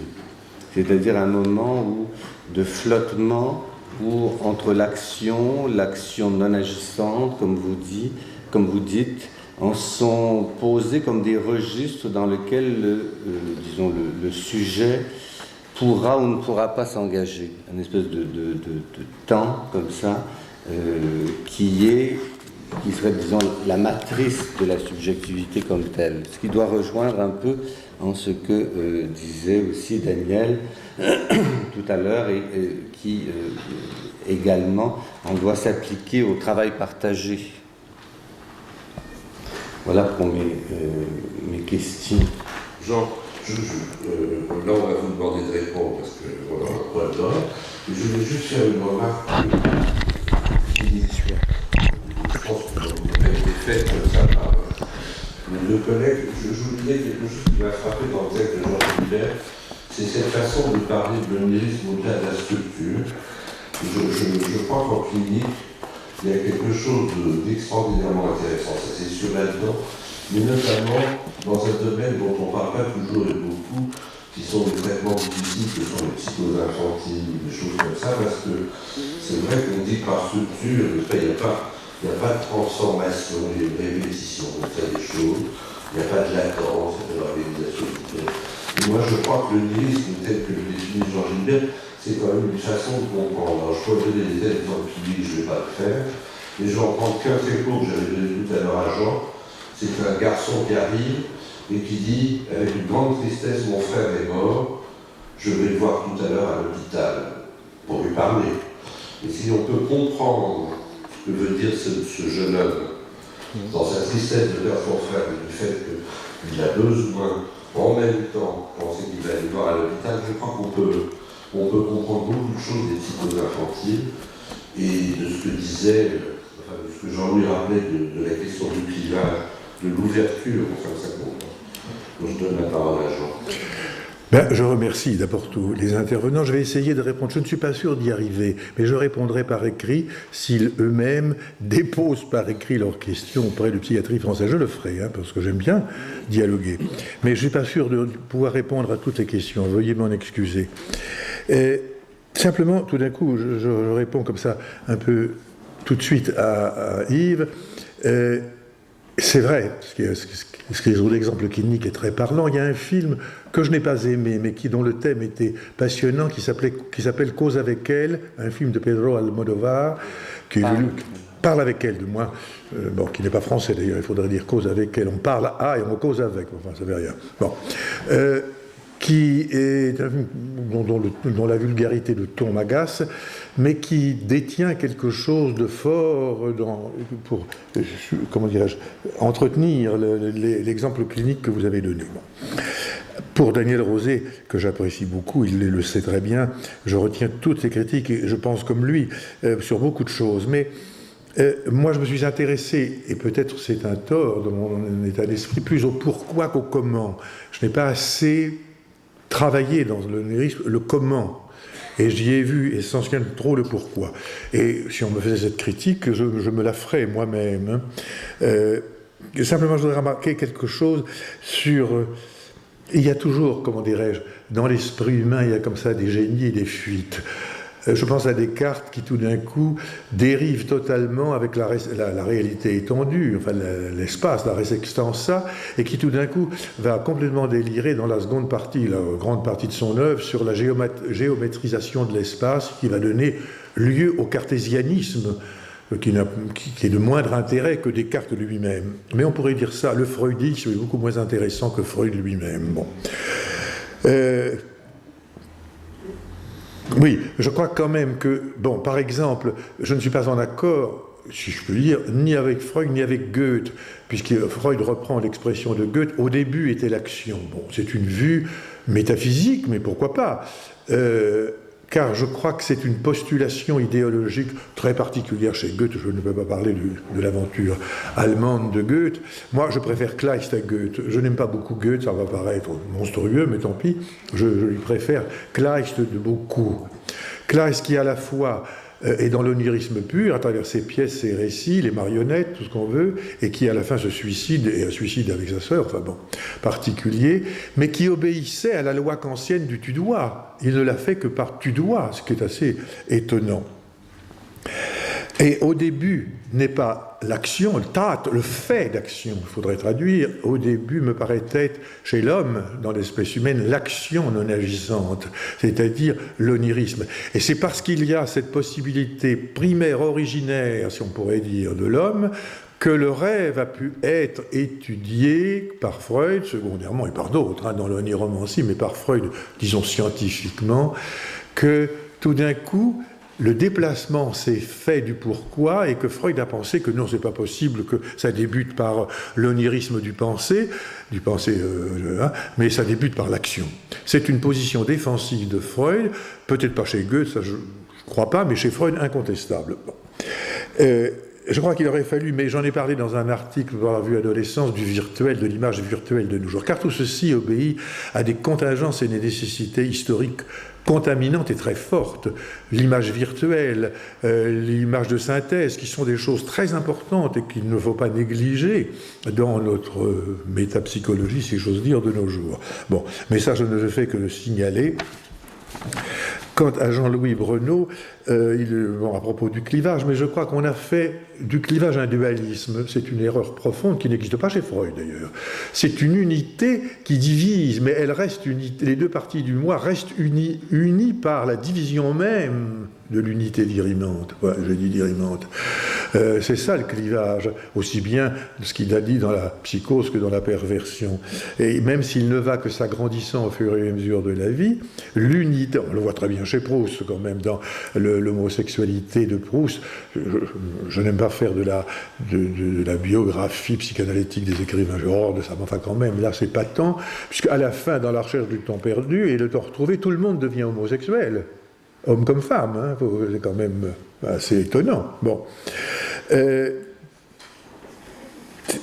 Comment dire ? Je crois que l'unité, je vais donner un exemple, vous allez être contre ou rigoler.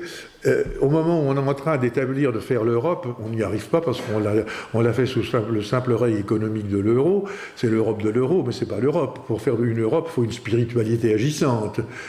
Il faut un onirisme foncier, sinon on ne peut pas faire l'Europe. C'est de la couillonnerie pour le moment, ce à quoi on assiste.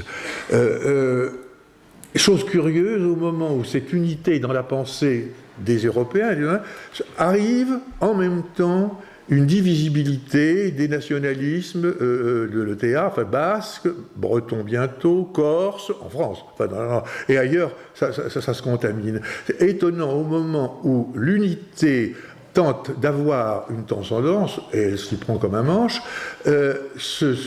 perdure et existe des nationalismes qui fragmentent l'ancienne unité qui était la France, la patrie française qui tout d'un coup tend à se diviser sous la force des nationalismes de région et de province, même quelle que soit la légitimité, c'est pas ça. C'est que, à moi, l'unité n'est pas la communauté. Ça c'est bon pour les politiques, qui sont en général des confiés-faits. L'unité n'est pas la communauté, l'unité ça divise. Eros divise avant d'unir, et en unissant divise. C'est ça qui est peut-être le secret, je crois, de la pensée freudienne, sur laquelle il a été obligé, là où il en était, par peut-être son humeur personnelle, son stoïcisme, son admirable conduite humaine, d'inventer, il faut voir comment il a inventé la pulsion de mort, c'est pas rien, faut pas rigoler avec son invention, il invente une légende complètement braque, complètement dingue, de la matière inerte, non vivante, inorganique, qui précède tout, et que... C'est quand même une légende purement fantasmatique, c'est un onirisme de Sigmund Freud, mais pourquoi pas, après tout, il a bien le droit. Mais je veux dire, il faut quand même la regarder de près. Bon. Comment dirais-je, pour Eros dans le rêve, je ne vais pas bien répondre, hein, excusez-moi, il faut que je réfléchisse davantage. Quant à la piété du sommeil, chez Proust, on la comprend, parce que Proust était un insomniaque extraordinaire, si j'ose dire, qui souffrait d'insomnie, mais qui en même temps chatouillait son insomnie pour pouvoir le lendemain, ou même dans le moment même, continuer à écrire et donner ses paroles à ce qui deviendra Françoise, vous voyez, à Céleste Albaret. C'est vrai qu'il y a une piété du sommeil très belle chez Proust, qui est celle d'un onirisme d'insomnie. Hein. L'insomnie est très onirique, très... Même l'insomnie très simple, aussi bien chez les enfants que chez les adultes. Quant à Pierre Sullivan, je ne sais pas comment... c'est vrai que le lien somnambulique, c'est la poésie, c'est la poésie qui le détient au mieux et le mieux.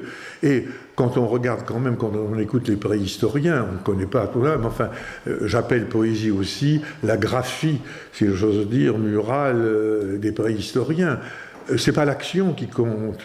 Ce qu'on appelle l'action, enfin le fait d'action, antérieurement, il y a sans aucun doute l'action non agissante du rêvé et de l'art rêvé, enfin de l'art rêve. C'est ce que les surréalistes ont tenté de remettre au jour. Ils n'y sont pas arrivés, bien sûr, mais enfin c'est quand même, ça a été leur vœu secret, hein, de retenter de retrouver le merveilleux par un onirisme, souvent de bazar, mais enfin peu importe. Ça a été quand même une tentative qui de nos jours est complètement éclatée et n'existe plus. Alors je pense, au début, alors on dit toujours, oui, mais l'homme a commencé à vivre parce qu'il devait se nourrir, il tuait des animaux. Oui, ça bien sûr. Mais en même temps, et peut-être avant, je n'en sais rien, mais en tout cas, en même ça, je le tiens de Leroi-Gourhan, en même temps, il onirise ce qu'il est, ce qu'il voit, ce qu'il vit, ce qu'il sent dans les peintures rupestres, enfin, etc., dans la magie des peintures, et peut-être dans la poésie, donc, puisque c'était une langue non écrite, on ne le sait pas, mais c'est vraisemblable. Bon, l'hypnose de Charcot, bien sûr, j'en ai pas parlé parce que d'abord je la connais mal, je n'ai jamais pratiqué, mais j'ai des collègues qui la pratiquent. Je crois connaître assez bien l'histoire de Charcot, que j'ai beaucoup étudiée, et j'ai lu toute l'histoire de Charcot, mais je n'ai pas voulu en parler parce que c'était pas tout à fait le lieu et la finalité que je m'étais donné. Bien. Eh bien, merci beaucoup, Jean. Je rappelle, hein, Jean tout à l'heure, si quelqu'un veut envoyer un petit mot, une question, un commentaire, Jean répondra parce que nous publions des conférences en psychiatrie française et nous vous remercions pour cette année scolaire car nous On ne peut pas entendre le texte de Goethe comme action psychique. Non, pour Goethe, ça n'était pas. Pour Goethe, ça n'était pas. Pour Goethe.